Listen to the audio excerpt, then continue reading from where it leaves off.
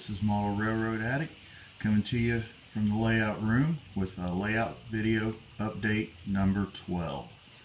It has been an extremely long time since my last update video, probably been at least 6 months. I believe update video number 11 was filmed back in August. Lots changed since then. Layout wise it's changed. Actually didn't do model railroading for about 4 of the 6 months. Just wasn't didn't have the bug for it for a little while. Plus I had a lot of other stuff going on and I just didn't have the actual time to do it. So now I'm back. Got the bug for it again. Of course the weather's turning nice outside, so I don't know if that can't really be the reason why, because I'm an avid golfer, so I can't golf in the winter months. So you would think I would be more adamant to be doing the model railroading in the colder months, so I can't, because I can't go outside and golf. But didn't happen. Did a lot of stuff around the house. This room was actually a storage room for a while, computer room, until we got my wife's office kind of done. So this was all came down, but I'm back. Started redoing the layout about 2 weeks ago and thought I better get an update video up since I haven't had one in a while. But what I've done is I'm doing N-Scale. As if for anybody new to subscribe to me, I'm in the last couple of months I am still running N-Scale. Not going to change any other scale. N-Scale is it. I've got the most in N-Scale right now. All my HO and my O is pretty much gone, and I've got 98% of all the train stuff I have is N-Scale. I do have a little bit of HO and O left, but not enough to worry about. So N-Scale is it. The previous bench work that was in here I put up fairly quickly when we moved from the other house. It wasn't real level in some areas. The gaps between the sections were kind of uneven, and when I was running the O gauge, that really didn't matter. If it's off 1/8 of an inch, hey, them big O gauge trains just run right over it, no problem. It doesn't matter how level the bench work's really got to be on the gaps, the height there between the the subboard, the top board here. But what I found out when I started doing N-Scale was that is a big problem in N-Scale if you have even a 1/16 of a height difference between your sections of bench work. So I opt to go ahead and I disassembled all of the bench work that was in this room, cleaned the room up real well, and have started to reassemble the bench work. And I actually came up with a different layout design before I started it, so I kind of knew where it was going to go and what I needed bench work wise. I had originally planned to do around the room with the bench work that was in here with a little small duck under, and it just wasn't going to happen because the track had humps and stuff and it wasn't flat level, anything like that, and I knew I was going to have major problems with derailments, uncouplings, and all kinds of stuff with N-Scale. So I decided to go ahead and tear it all down. I came up with a new layout design, and I've built the bench work to equal that, or match that, I'm sorry. But since I've gotten the bench work up, I've been kind of questioning myself on my layout, on the track plan I've got in mind. So what I've done here is, obviously, if you remember right, the previous one, the bench work came up to the edge of this wall, went all the way around here and all the way to here, and came up to this wall right here, and there was going to be a angled duck under coming through here on the original. Obviously that's all tore down, as I mentioned earlier, and I've got what's up right now. What I've got right now is, this is now, used to only be 2 foot off the wall. Now it's 30 inches, so I added 6 inches to it, and as you can see I cut it off short, so it's not right up on the door. It was sticking out past the door about 4 or 5 inches, so I didn't bring it all the way to the door. I've got 30-inch deep coming through here, and that's 7 foot right here, and then I'm two inches off the wall here, the length of the room, and I'm 2 foot off the wall to there. So that section and that section to there is 2 feet off the wall. This section from here back is 30 inches, and this section over is 30 inches, and this is 6.5 feet out to there. Initial plan for the layout that I had designed was, it was going to be a single main line going around this bench work, with the single main was going to come through the middle of this. It was going to look like a double main, but it was going to be a single going to come through the middle right through there. And then the inner one was going to come through here, loop around, come back, and then it would come back here and join and come back around to here.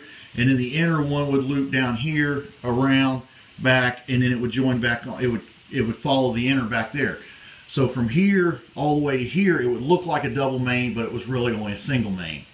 And then it would gap out and do the turnaround here and go back.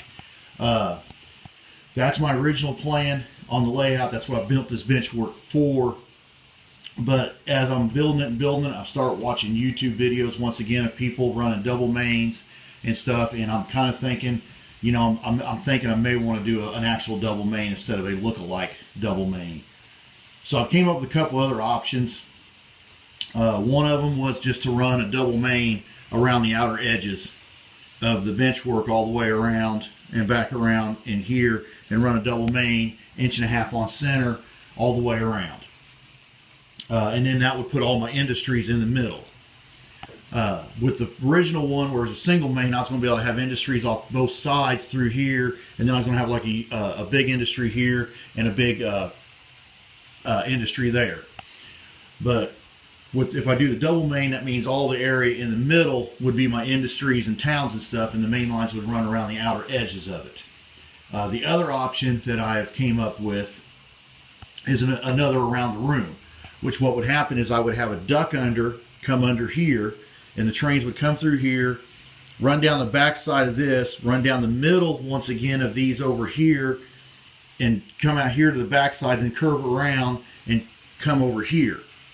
And that would leave this whole area for industry. I would have this whole area in here for industries, and then I would be able to split down both sides since it's running down the middle on these two sections and have industries on either side.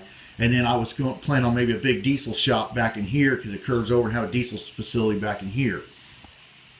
If I do it around the room with a duck under right in here, an angled duck under right in there. Wouldn't be able to run as long a train as if I had the double main that just went around it with no duck under. But that's where I'm kind of stuck between right now. Do I want to go back to an around the room double main? I'd be able to have a little bit bigger industries, or not bigger, larger area for industries that way, or do the single main with the loops at each end, the loop right here and the loop right here that would go back and have a look-alike double main. I'd have industries on both sides, but would only be able to run one train at a time. With the around the room, I'd be able to run multiple trains, and with the double mains going around the existing bench work without the duck under, I'd be able to run multiple trains. So that's where I'm kind of at right now on the layout. What I got to do with the bench work still is I'm going to paint all the tabletops the brown to get in all the little marks off there and all the lines, previous lines from the previous layouts, get them all covered up, and I'm going to paint all the fascia. The front of it's all black again, so that all kind of blends. As you can see, I've got my cutouts already. I am going to run DCC on this.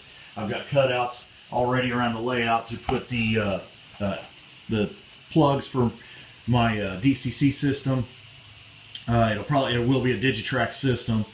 I got the DCS 51, basically the Zephyr Extra system to start out with, and I'm just going to hook it up somewhere over here with the program tracking under and run the local nets around it and run off that. I'll probably get like a DT402 walk around throttle to use and just run off the Zephyr Extra system for a while until it gets to the point where maybe I need more power. Of course, the guys at the hobby shop tell me the Zephyr Extra are probably all I need for this room, but you never know. If I decide if I might get 8-9 engines running, the Zephyr might struggle a little bit, but we'll just have to see. But that's where I'm at on this. Sorry about the delay in layout update videos, the gap between them. It's just really busy, really busy. In scale, it will be in scale for those that weren't really paying attention in the beginning. It will be an in scale layout. I do have a small train running right here on some Kato track. It's a Kato Indiana Railroad SD90/43 Mac. I live in Indiana, and I like running Indiana Railroad because I live in Indiana. You know, as for the power that'll be running on the layout, it's probably going to be, I'll probably have a little bit of everything.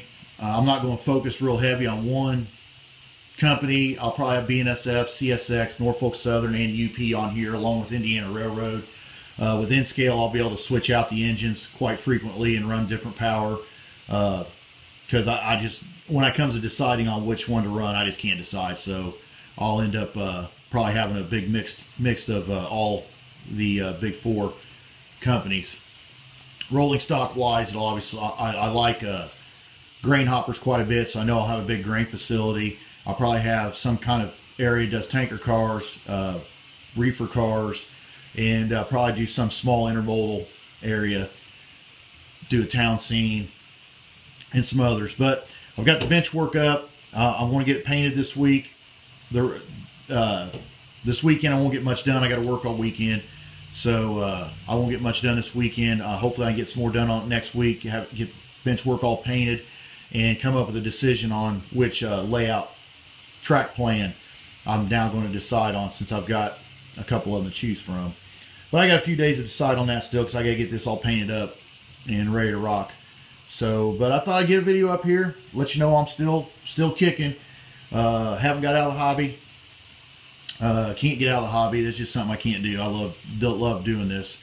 But it's just been slow going since the move, and just trying to get things organized and straightened out. And I got a daughter turning 13 next week, so I got breaking into that teenage years now, and that's going to be fun, I've heard. But let's just hope for the best. So until next time, I'll leave it right here, and I should hopefully get a video up the first of next week, middle of next week, showing all the bench work all painted, and hopefully decide on which layout track plan I'm going to go with. So until next time, this is Model Railroad Addict, and I'm signing off.